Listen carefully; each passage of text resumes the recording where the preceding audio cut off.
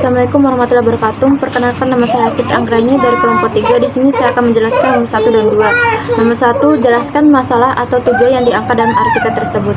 Tujuan dari artikel ini adalah untuk memberikan pemahaman tentang pentingnya meramalkan permintaan dalam industri dan bagaimana hal ini dapat membantu perusahaan dalam mengambil keputusan yang lebih baik dalam hal produksi, persediaan, dan strategi pemasaran. Artikel ini bertujuan menjelaskan bagaimana metode dan teknik yang dapat digunakan untuk meramalkan permintaan seperti analisis tren, analisis regresi, dan metode statistik lainnya. Selain itu, artikel ini juga membahas tentang pentingnya manajemen pemasaran yang efektif dalam mengelola permintaan produk atau jasa. Manajemen pemasaran yang baik dapat membantu perusahaan dalam mengidentifikasi segmen pasar yang tepat, mengembangkan strategi pemasaran yang efektif, dan mengoptimalkan alokasi sumber daya untuk mencapai tujuan bisnis. Dengan demikian, artikel ini bertujuan untuk memberikan wawasan dan pengetahuan yang berguna bagi para profesional pemasaran dan manajemen dalam industri untuk meningkatkan kinerja bisnis mereka. Dalam artikel manajemen pemasaran industri terdapat 3 inti yang mungkin dapat disampaikan, antara lain: 1. Pemahaman pasar dan pelanggan. Inti pertama yang penting dalam manajemen pemasaran industri adalah pemahaman yang mendalam tentang pasar dan pelanggan. Ini melibatkan analisis pasar, segmentasi pelanggan, dan pemahaman tentang kebutuhan dan preferensi pelanggan. Dengan memahami pasar dan pelanggan dengan baik, perusahaan dapat mengembangkan strategi pemasaran yang tepat dan menghasilkan produk atau layanan yang sesuai dengan kebutuhan pelanggan. 2. Mengembangkan produk dan inovasi.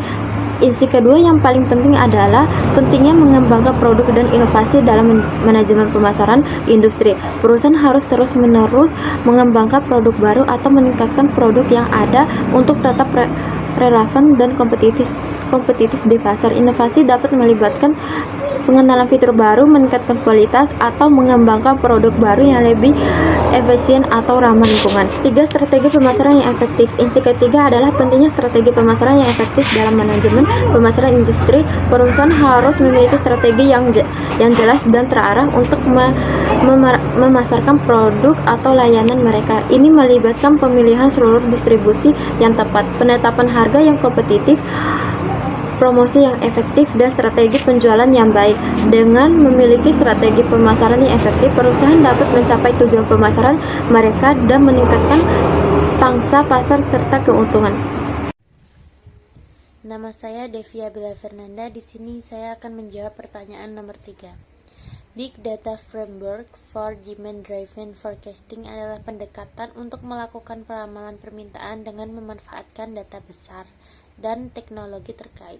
Berikut langkah-langkah umum dalam melakukan peramalan permintaan. Yang pertama, pengumpulan data. Kumpulkan data historis terkait permintaan seperti penjualan, transaksi, pelanggan, dan data lain yang relevan dengan permintaan produk atau layanan. Yang kedua, pembersihan data dan persiapan data. Bersihkan data dari outlier, kesalahan entry, atau data yang tidak relevan. Yang ketiga, penyimpanan dan pengolahan data besar. Simpan data dalam infrastruktur big data seperti Spark untuk melakukan dan memungkinkan pengolahan data yang cepat dan efisien. Yang keempat, analisis data. Gunakan teknik analisis data besar seperti machine learning dan analisis statistik untuk mengeksplorasi data dan mengidentifikasi pola permintaan yang relevan. Yang kelima, validasi model. Validasi model peramalan dengan menggunakan data historis yang tidak terlihat untuk menguji kinerja model. Evaluasi model menggunakan metrik seperti mean absolute atau root mean squared error. Yang keenam, implementasi model. Implementasikan model peramalan ke dalam sistem Anda untuk secara otomatis menghasilkan perkiraan permintaan di masa depan. Yang ketujuh, monitoring dan penyesuaian. Monitor kinerja model secara teratur dan sesuaikan jika diperlukan dengan mempertimbangkan perubahan dalam tren permintaan atau faktor-faktor lain yang mempengaruhi permintaan. Baik, saya akan menjawab pertanyaan atau poin dari nomor 4. Yang pertama di sini, Hasil dari pembahasan artikel menjelaskan bahwa setelah mengembangkan model peramalan pasokan pada validasi himpunan data, model tersebut dapat direparasi dengan seluruh kumpulan data satu seperti yang dilakukan pada kumpulan data permintaan. Perkiraan permintaan di masa depan didasarkan pada skenario 6, yaitu pertanyaan-pertanyaan pada pembahasan pada fase pembentukan permintaan. Di dalam artikel ini mempertimbangkan semua variabel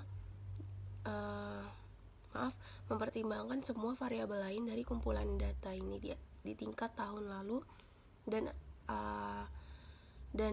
diamati hasil perkiraan pasokan yang lebih baik. Contoh,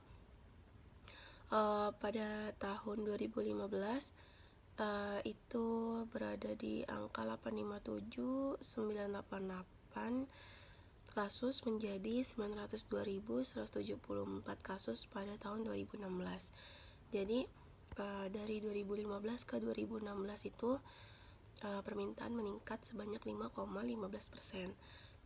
Jadi kerangka kerja peramalan berbasis permintaan berbasis jaringan saraf fuzi ini sangat efektif jika mengumpulkan kumpulan data dari keduanya, sisi permintaan, penawaran, dan pemasaran. Selanjutnya adalah kesimpulan yang dibahas dari artikel ini, yaitu artikel ini menyempurnakan model peramalan berbasis permintaan yang dikembangkan oleh Chase Jr. 2013 untuk menciptakan gambaran permintaan masa depan yang akurat, prediksi dan menghitung keuntungan yang semakin berkurang dan efek iklan.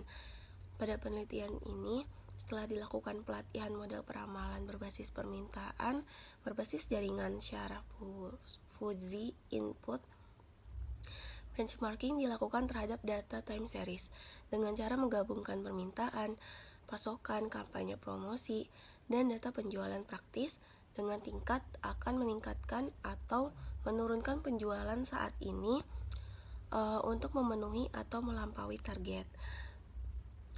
Kerangka kerja berbasis jaringan saraf fuzi yang diusulkan berkinerja jauh lebih baik dan memberikan hasil perkiraan yang lebih baik karena memiliki penyesuaian yang lebih baik dan menangkap perilaku linier deret waktu.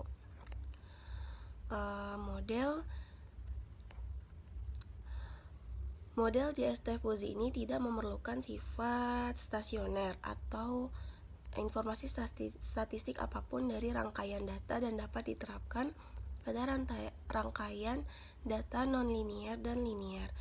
Ketangguhan model terintegrasi telah diverifikasi dan dapat dengan mudah diadopsi untuk meningkatkan kinerja rantai pasokan. Setelah mempertimbangkan efek pembentukan permintaan dan menggunakan pendekatan yang diusulkan dalam artikel ini, kinerja model peramalan berbasis permintaan juga meningkat secara luar biasa dalam bentuk MSE dan MAD.